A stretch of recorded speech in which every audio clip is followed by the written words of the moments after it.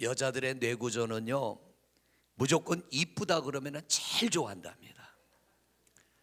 남자들의 뇌구조는 잘생겼습니다 그러면 제일 좋아한답니다. 제가 볼 때는 인천의 미녀 미남은 우리 교회에 다 모인 것 같아요. 자신 없는 분도 해보세요. 미인 미남은 우리 교회에 다 모이신 것 같아. 할렐루야. 10월 한 달도 그렇게 멋지게 잘 살아 복되이 승리하는 여러분 되시기를 축복합니다. 우리 아이들도 이제 어제 여러분 축복 가운데 결혼을 했는데요, 신혼부부가 결혼을 하고 살림집을 하나 차렸는데 바로 담을 하나 사이로 옆에 중년의 부부가 살고 있었습니다. 아마 제 나이쯤 되나 봐요. 그래서 새댁이 열심히 살림을 합니다. 어느 날 마당에 보니까 빨래를 해서 널어놨는데 옆집에 있는 중년 부인이 보니까 빨래가 얼룩얼룩 때가 졌더래요. 그래서 그런가 보다 하고 그냥 봤는데 다음날 빨래를 널어놨는데 또 보니까 얼룩얼룩 때가 졌더래요. 그래서 남편한테 여보, 저 새댁은 친정에서 빨래하는 것도 안 배우고 왔나 봐. 친정 어머니가 어떻게 그런 것도 안 가르치고 시집을 보내? 그래서 남편하고 그런 얘기를 했는데 3일째 되는 날 내다봤더니 해가 쨍쨍 나는데 빨래가 하얗게 반짝반짝 빛이 나더랍니다. 그래서 남편한테 이 아내가 뭐라 그러냐, 여보, 우리가 하는 얘기를 새댁이 들었나 봐. 오늘은 빨래가 하얀 게 반짝반짝 빛이 나. 그러니까 남편이 뭐라 그러냐면, 이 사람아, 내가 유리창 닦았어. 빨래가 더러웠던 게 아니라 그 집 유리가 더러웠던 거죠. 근데 내 집 유리가 더러운 건 모르고 새댁 친정 탓을 하고 여자가 덜 배워서 시집 왔다 남 탓을 한 거예요. 우리 삶이 그런 착각할 때가 있어요. 내가 문제인데 남이 문제라고 할 때가 있다라는 거죠. 성경을 보면요, 하나님이 명품 인생을 창조한 사람이 있습니다. 흠이 없고 뭐가 나지 않은 그야말로 완벽한 사람, 가장 완벽한 사람, 아담입니다. 지구상에 지금 75억의 인구가 사는데 완벽한 사람은 하나도 없습니다. 그런데 가장 완벽하게 창조된 아담과 하와, 어느 날 이들이 하나님 앞에 엄청난 죄를 지었어요. 하나님이 아담을 부르십니다. 아담아, 내가 어디 있느냐? 하나님이 몰라서가 아니라 아담에게 기회를 주시기 위해서. 아담아, 네가 어디 있느냐? 그때 아담이 대답합니다. 내가 두려워 숨었나이다. 하나님과 아담의 관계는 두려워하는 관계가 아닙니다. 가장 친밀하고 가장 가까운 관계가 하나님과 아담의 관계예요. 그런데 이 아담이 하나님이 하지 말라고 하는 일을 했어요. 그게 뭐냐면 선악과 사건입니다.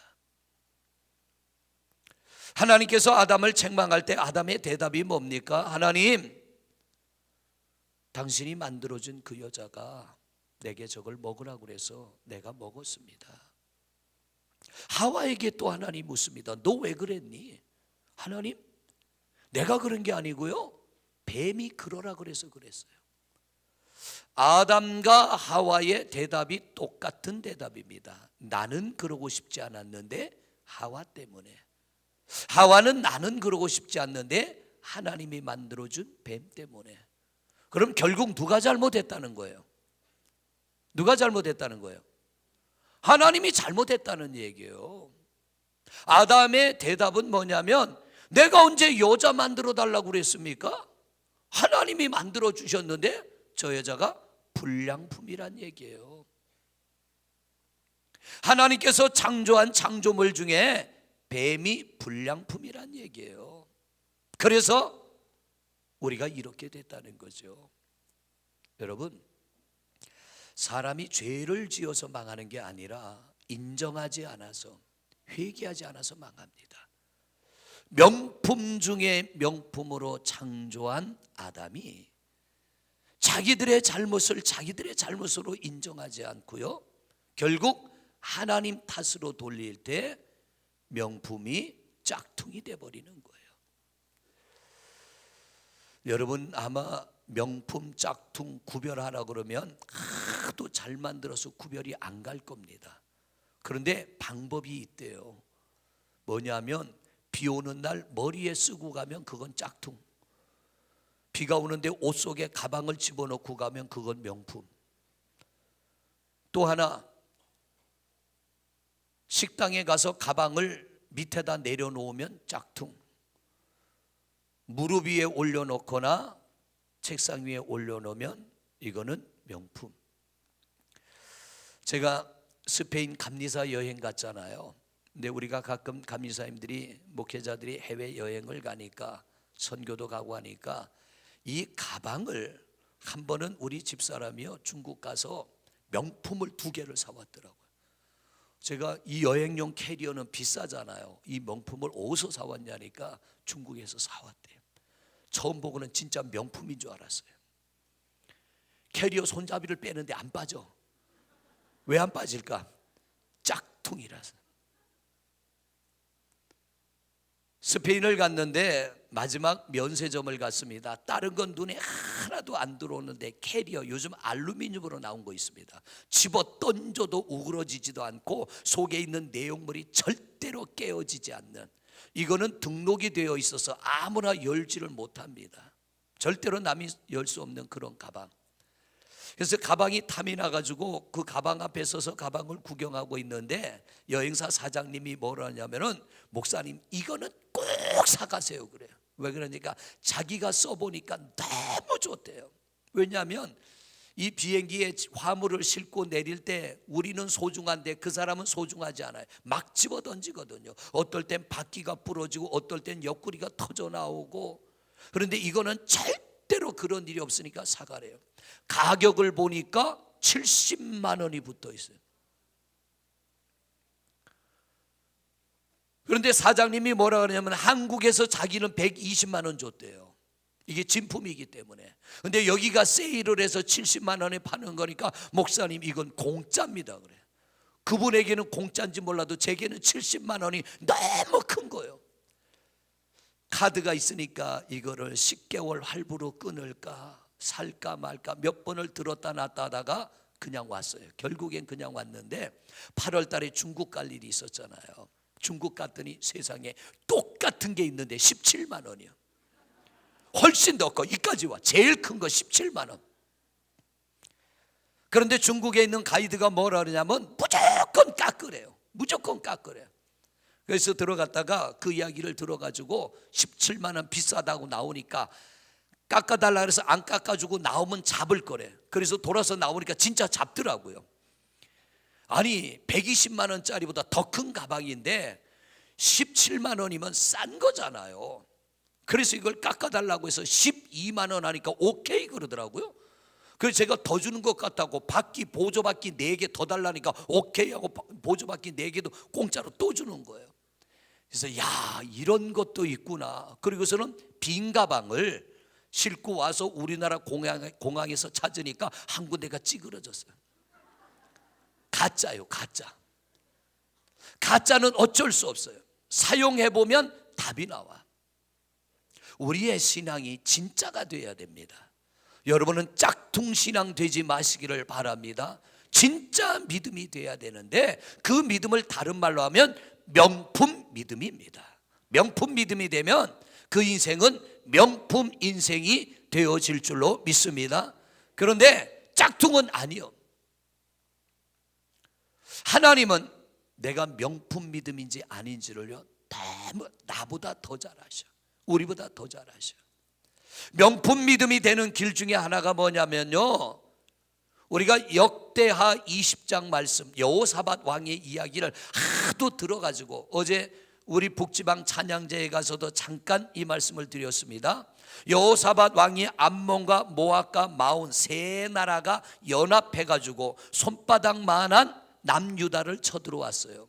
그런데 모압과 암몬과 마온 이 세 나라 중에 한 나라와 1대1로 싸워도 남유다는 못 이기는 나라예요. 근데 세 나라가 쳐들어왔는데 이 전쟁에서 여호사밧이 이깁니다. 그런데 그 앞에 역대하 18장부터 19장까지를 보면 전쟁이 왜 일어났으며 여호사밧이 어떻게 그 전쟁에서 이겼는지를 설명을 해줍니다. 전쟁의 원인이 뭐냐면 솔로몬이 죽고 나라가 반으로 쭉 갈라져 가지고 북이스라엘과 남유다인데, 그 당시에 북이스라엘의 왕이 누구냐면 아합 왕이었습니다. 그리고 남유다 왕은 여호사밧입니다. 남유다 왕은 하나님을 잘 섬겨 종교 개혁을 일으켜 가지고 남유다는 전쟁만 하면 이기니까 주변에 있는 나라들이 여호사밧 왕에게 와서 도움을 요청하고 어느 누구도 북이스라엘에게 덤벼들질 못합니다. 왜냐하면 하나님이 함께 하니까 그 전쟁에서 이기질 못하는 거예요. 반대로 북이스라엘 아합 왕은 이세벨 왕비가 바알 신의 제사장의 딸이라 온갖 잡신은 다 섬기는 거예요. 그러니까 이 북이스라엘은 하늘문이 닫혀 비가 안 내리죠. 전염병이 찾아오죠. 메뚜기가 찾아오죠. 날마다 전쟁이 나죠. 전쟁만 하면 패하죠. 그러니까 아합 왕이 여호사밧 왕에게 이런 제안을 합니다. 우리 아들과 당신 딸과 결혼해서 뭐 맺자고요? 사돈하자. 제가 어제 그래서 이 목사님과 사돈했잖아요. 그래서 이 여호사밧이 아합 왕과 사돈 관계를 맺었습니다. 그러자 북이스라엘 왕 아합이 뭐라 그러냐면, 저 암몬 때문에 우리가 힘들어 못 사니까 우리 둘이 힘을 모아서 저 암몬을 쳐들어가자. 그러면 우리가 이기니까. 그때 여호사밧이 뭐라고 합니까? 당신과 나는 형제니까 함께 싸우러 가자. 그래서 여호사밧과 아합 왕이 남유다와 북이스라엘이 두 나라가 힘을 모아서 암몬을 쳐들어갔어요. 근데 이게 웬일입니까? 이미 암몬이 사돈 맺을 때 그렇게 될 걸 알고 딱 준비를 하고 있었던 거예요. 이 암몬이 강하게 달려드니까 여호사밧 왕이 아합 왕이 전쟁터에서 죽어버립니다. 여호사밧만 간신히 도망을 왔어요. 왕이 그 정도로 도망 올 정도니 같이 나갔던 군대도 전멸을 하고 혼자 쫓겨온 겁니다. 그때 예후 선지자가 뭐라 그러냐면, 왕이여, 왜 당신이 하나님을 바라보다가 사람을 봅니까? 왜 하나님을 보다가 세상을 봅니까? 왜 악한 자와 손을 잡아서 당신의 나라를 다스리려고 합니까? 하나님께서 이것 때문에 당신에게 진노합니다.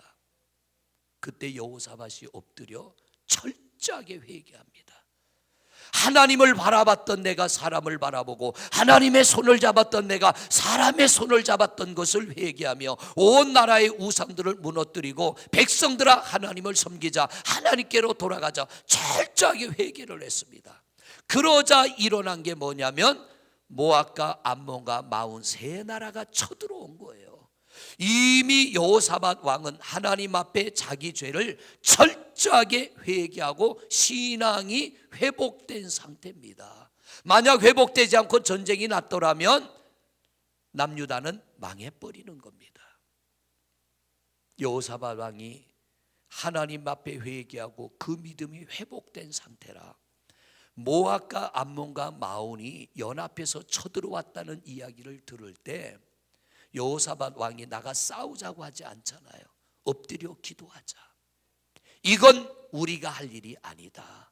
이 전쟁은 우리가 할 게 아니라 누가 해주셔야 돼요? 하나님이 해주셔야 돼요.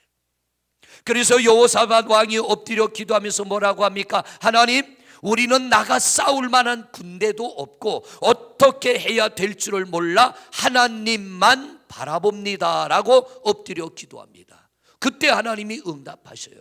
야시엘 선지자를 통하여 하나님이 응답하시기를, 여호사밧, 이 전쟁은 너희가 싸울 게 아니야. 내가 싸울게. 너희는 구경만 해. 그래도 두려워하는 여호사밧에게 하나님이 또 말씀하십니다. 이 전쟁은 너희의 것이 아니라 내 거야. 하나님께서 여호사밧에게 주시는 또 하나의 응답이 뭡니까? 여호와를 신뢰하면 견고하고 선지자를 신뢰하면 형통하리라. 할렐루야. 하나님의 말씀을 신뢰하면 견고합니다. 주의 종들의 입술을 통하여 선포되는 말씀을 신뢰할 때 형통함의 길이 열리게 될 줄로 믿습니다. 하나님께서 성가대에게 예복을 입혀 찬양하며 나가고 군대가 그 뒤를 따라가라. 말도 안 됩니다. 어제 북지방연합성가대 할 때도 이 말씀을 전했습니다. 여러분, 성가대가 앞에 가고 군대가 뒤따라가는 게 말이 됩니까 안 됩니까? 그러니까 전부 다 말이 안 된대요. 여러분에게도 물어봅니다. 전쟁이 났습니다. 성가대가 앞에 가고 군대가 뒤따라가는 게 말이 돼요 안 돼요? 말도 안 돼요. 그죠? 근데 하나님이 뭐라 그래요? 여호와를 신뢰하면 견고하고 선지자를 신뢰하면 형통하리라. 그런데 이 남유다 백성들이요, 말도 안 되는 그에게 순종했더니, 하나님을 찬양하며 나갔더니 여호와는 위대하시고 여호와의 인자심은 영원합니다 이러고 찬양하고 나갔더니, 찬양이 시작되자마자 신비한 일들이 일어났죠. 모압과 암몬과 마온이 서로 의심해서 서로 저들끼리 싸워가지고 저들끼리 다 죽었어요. 전쟁에서 승리했습니다. 여러분, 이게 뭘 의미하냐면 잘못을 인정하는 사람과 인정치 않는 사람의 차이라는 거예요. 잘못했기 때문에 명품이 짝퉁이 되는 게 아니고요, 우리가 잘못을 인정하지 않기 때문에 하나님이 여러분을 명품으로 지으셨는데 명품이 짝퉁으로 살아간다는 거죠. 가치 없이 살아간다는 거예요. 겉보기에는 비슷하고 겉보기에는 똑같은 것 같으나 쥐고 흔들어 보면 가짜가 드러난다는 겁니다. 우리 신앙도 마찬가지예요. 여러분이 진짜 믿음을 가지고 살아가면 삶의 현장에서 진품의 가치가 나타나게 될 줄로 믿습니다. 예배실 안에 있는 여러분을 보면 전부 진품이에요. 아마 여러분들이 저를 볼 때도 진품처럼 보일 거예요. 아멘을 아무도 안 해. 짝퉁처럼 보입니까? 그럼 진품처럼 보여요? 저도 여러분이 진품처럼 보여요. 그런데 삶의 자리에서 진품이 돼야 돼요. 예배실에 앉아있는 여러분의 외모는 정말 명품입니다. 진품입니다. 그런데 내 삶의 자리에서 살아가는 삶의 모습이 이 모습 이대로 살아가야 된다는 거예요. 말씀을 기억을 하지 말고요, 말씀을 실천을 하세요. 그게 신앙생활이에요. 자, 오늘 제자들 모습 한번 보세요. 오늘 본문 46절을 보세요. 46절 같이 읽어봅니다. 시작. 다시 46절 정신 바짝 차려 방송실. 시작. 이게 제자들이 예수님을 따라다니는 생각인데, 배를 버리고 그물을 버리고 가족을 버리고 자기 직장을 버리고 친구를 버리고 친척을 버리고 이웃을 버리고 예수님이 나 따라오라 그랬더니, 너희로 사람 낳는 어부 되게 한다고 그랬더니 다 버리고 예수님 따라가는데 중심의 생각은 뭐냐면 저분 따라가면 팔자 고친다예요. 저분 따라가면 뭔가 일이 생기겠다는 거예요. 그게 뭐냐면 이 땅에서 내가 뭔가 한 자리 해먹겠다는 거죠. 자기들 속에 있던 생각을 겉으로 드러내는 거예요. 우리 중에 누가 더 큰 자가 될 것인가? 베드로야 네가 되겠냐? 야곱야 네가 되겠냐? 요한아 네가 되겠냐? 누가 우리 중에 큰 자가 되겠냐? 그때 예수님께서 어린아이 하나를 데리고 와서 그들을 세워놓고, 그 어린아이를 세워놓고 말합니다. 그 다음 절 보세요. 시작.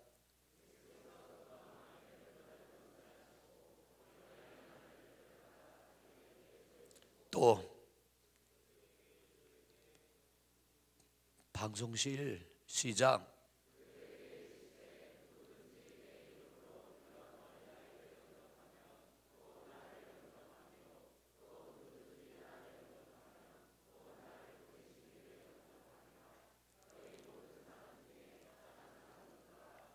이 말의 의미가 뭐냐면, 진짜로 나를 영접한다면, 너희가 진짜로 순수한 마음으로 나를 따라오고 너희가 나를 닮기를 원한다면 작은 자가 되라는 얘기예요.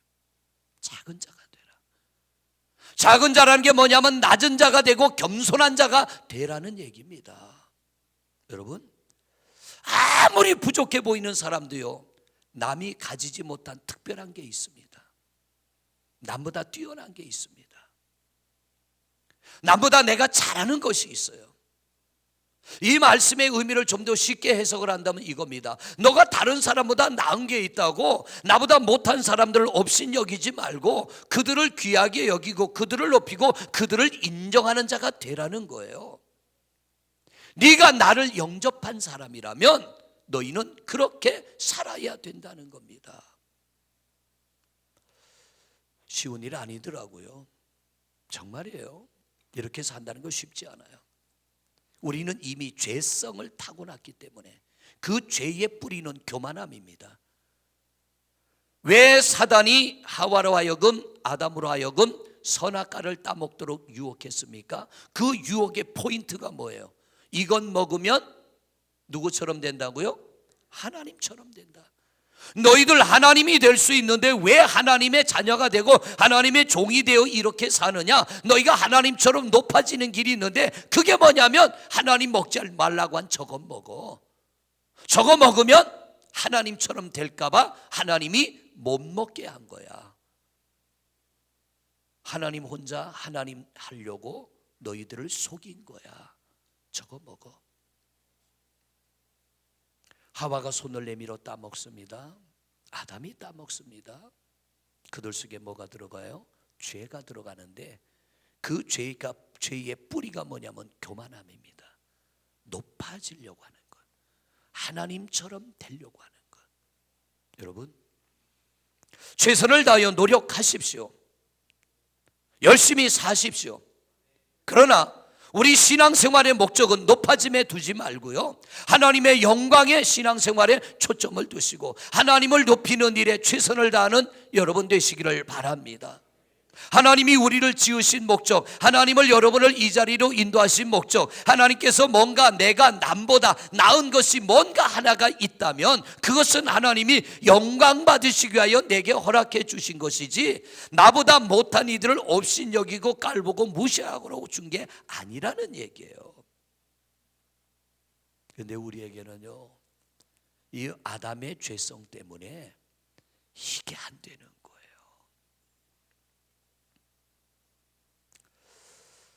왜 부자가 지옥 갔어요? 누가복음 16장에 왜 부자가 지옥 갔어요? 부자가 천국 갈 믿음이 있었다면 나사로를 못 본 척 할 수 없다는 얘기죠. 어마어마하게 거대한 집에 날마다 호화로이 연락을 즐기며, 이 연락을 즐긴다는 건 원하는 건 지멋대로 할 수 있는 사람이란 얘기예요. 원하는 건 제멋대로 하고 싶은 대로 할 수 있다는 거. 1등석 타보셨나요? 비행기 혹시 타보신 분? 저는 공짜로 타봤어요. 어이구, 1등석을 타보셨어요? 너희들 신혼여행 오늘 가는데 이코노믹 타고 가냐 뭐 타고 가냐? 3등석? 그렇지 뭐. 아빠 나이가 돼서 한번 타봐라. 1등석 타니까요, 지구를 몇 바퀴 돌고 싶어. 너무 좋아가지고. 이코노믹 3등석 타니까 빨리 내리고 싶어요. 같은 비행기를 탔는데 어떤 자리에서 가느냐에 따라 느낌이 다르다는 거예요. 똑같은 세상에 살아가지만 하나님을 어떻게 섬기느냐에 따라서 인생이 지루하게 느껴질 수가 있고요, 3등석 인생이 될 수가 있고 1등석 인생이 될 수가 있다는 겁니다. 그건 뭐냐면 마음의 태도에 따라서 달라진다는 거예요. 오늘 예수님께서 제자들에게 하시는 말씀이 너희들 잘난 척 하지 말아라, 너희들 높아지려고 하지 말아라. 너희들이 큰 자가 되기를 원한다면, 이 땅에 서고 하나님 나라에서 큰 자가 되기를 원한다면 마음이 작아져야 돼. 겸손해져야 돼. 낮아져야 돼. 그래야 하나님이 너희를 큰 자로 세워주실 거야. 이 의미를 다시 해석한다면 다 큰 자가 된다는 게 아니라 남들이 볼 때 작은 자리에 앉아 있을지라도 우리 안에 큰 자가 누리지 못하는 평안, 큰 자가 누리지 못하는 행복, 큰 자가 누리지 못하는 축복을 누리며 살아가게 될 줄로 믿습니다. 여러분, 어제 결혼식하며 인사 시간에 아이들이 준비한 영상을 보는데 울컥 눈물이 나더라고요. 정말 충청북도 단양군 영춘면 유암리 274번지 우리 사돈되는 이근희 목사님은 그보다 더 산골짜기 거기서 목회를 시작했고, 거기서 우리 아들도 며느리도 태어나가지고 그 어릴 때 사진들 찍어가지고 준비한 걸 보는데 어둠 속이었죠. 칠흑 같은 어둠 속에서 그렇게 목회를 시작했는데 하나님이 여기까지 인도해 주신 게 너무 감사하고, 또 둘 다 그렇게 자라나서 하여튼 벌거벗고 목욕할 때부터 둘을 보고 살아왔으니까. 그런데 다 커가지고 이제 한 몸 이루고 함께 살겠다고 앞에 서 있는 걸 보니까 너무 감사해서 눈물이 푹 터져 나오는데, 보니까 우리 아들 친구 하나가 저 뒤에 왔는데 그놈이 얼마나 우는지요. 그래서 예식 끝나고 물었습니다. 야 영배야, 너 왜 그렇게 우냐? 목사님 우는 거 보니까 저도 눈물이 났어요. 나는 그래서 눈물 났는데 너는 왜 났냐? 그러니까 목사님, 그때 저도 요한이하고 같이 컸잖아요. 첫 번 교회는 아니지만 두 번째 교회에서 그 영배란 아이와 우리 요한이가 같이 컸기 때문에 어려운 과정을 너무 잘 알잖아요. 그러니까 이놈도 그때 생각이 난 거예요.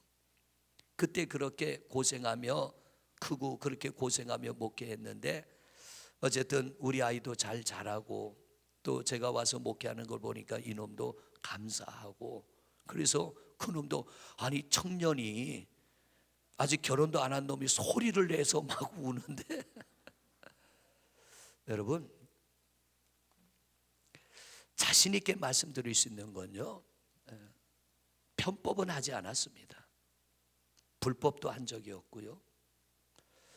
여호사밧처럼 아합의 손을 잡고 내가 좀 한번 나가는 길을 열어볼까, 이런 생각 해본 적 없고요. 그냥 좀 무식하게 하나님만 바라보며 최선을 다할 때 하나님의 은혜가 여기까지 인도한 겁니다. 여러분, 우리 스스로가 생각할 때 나는 작은 자다, 나는 힘없는 자라고 여러분이 느껴진다면 한 가지 방법이 있어요. 더욱 나를 낮추시고 하나님을 바라보세요. 하나님이 여러분을 풍성케 하실 겁니다. 환경이 어느 날 확 바뀌어지는 게 아니라, 저는 그 첫 목회 그 자리, 우리 저 뒤에 처제들도 와 있는데, 동서들도 와 있는데 와봐서 다 알잖아요. 비가 오면 교회를 들어오려면 다리가 놓아지기 전에는 조그만한 하천이 하나 있는데 그걸 건너야 되는데 제가 업어서 건네기도 하고, 화장실을 못 가가지고 종이 깔고 볼일 보기도 하고 무서워서. 그런데 그런 자리에서 벗어나서 올 수 있었던 건 자신 있게 말씀드립니다. 사람 손 잡지 않고요, 사람한테 손 내밀지 않고 하나님의 도우심 바라보며 힘을 다하고 마음을 다하여 몸부림칠 때 하나님의 은혜로 왔습니다. 좀 더 정직하고 진실하게 목회했더라면 하나님의 더 큰 은혜를 주셨을지 모르지만 저는 그때도 행복했습니다. 그때도 감사했고요. 어느 날 저 녀석, 이제 결혼한 저 녀석 먹일 우유가 없어서 집사람이 젖먹이를 끌어안고 우유가 떨어져서 펑펑 울 때도 있었습니다. 그렇지만 낙심하진 않았어요. 이것은 우리가 지나가는 과정이지 여기가 머무는 자리는 아니다. 이 과정을 지나 하나님이 은혜의 자리로 인도하실 것이다. 그런 믿음을 가지고 나갈 때 슬프지 않았고 힘들진 않았습니다. 오늘 제자들은요, 높아짐에 관심을 가졌어요. 근데 예수님은 뭐라고 합니까? 반대의 이야기를 합니다. 낮아져라. 그러면 높아질 수가 있다. 사랑하는 성도 여러분, 오늘 이 말씀을 마음에 새기시고요, 우리가 높아지기보다는 내가 어떻게 하면 낮은 자리로 갈 수 있을까, 어떻게 하면 내 마음이 좀 더 낮아질 수 있을까, 거기에 신앙의 초점을 맞추고 여러분이 낮아진다면 오늘 여러분의 머무는 자리에 행복이 있을 줄로 믿습니다. 여러분이 머무는 그 자리에 평안이 있을 줄로 믿습니다. 왜냐하면 제가 있어 봤기 때문에. 제가 경험이 없다면 이런 말씀 못 드리죠. 과거에 그렇게 살아봤는데 거기에도 행복이 있더랍니다. 평안이 있는 거예요.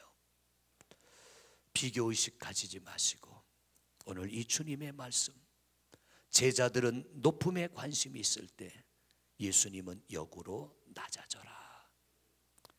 앞으로 우리가 좀 더 낮아짐으로 주님이 주시는 높은 자가 누리지 못하는 평안, 세상 모든 걸 다 가진 자가 누리지 못하는 행복, 우리가 좀 더 낮아지면 여러모로 불편하고 부족하지만 그 자리에서 여러분이 얼마든지 평안과 행복을 누리게 될 줄로 믿습니다. 10월 한 달 낮아짐의 은혜를 통하여 모든 것을 다 가지고 높은 자가 누리지 못하는 평안과 행복을 누리는 우리 성도들이 되시기를 주님의 이름으로 축원을 드립니다. 이 시간 우리 잠깐 한 목소리로 기도하겠습니다.